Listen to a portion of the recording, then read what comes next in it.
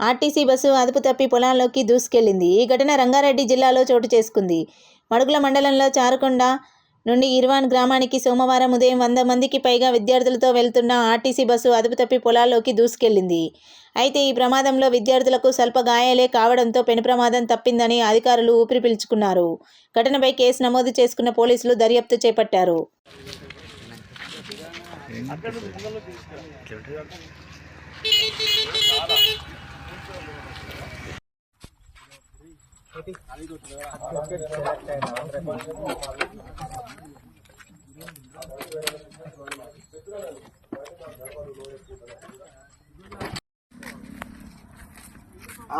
కాల్వ contract వాడు ఎప్పుడో bill తీసుకున్నాడు. ఆ నిర్లక్ష్యం వల్ల ఈ రోడ్ ఇట్లా అయిపోయింది. లేకపోతే ఇట్లా అయ్యేది కాదు.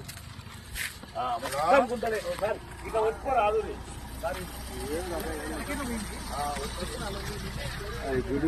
రాలేక ఇక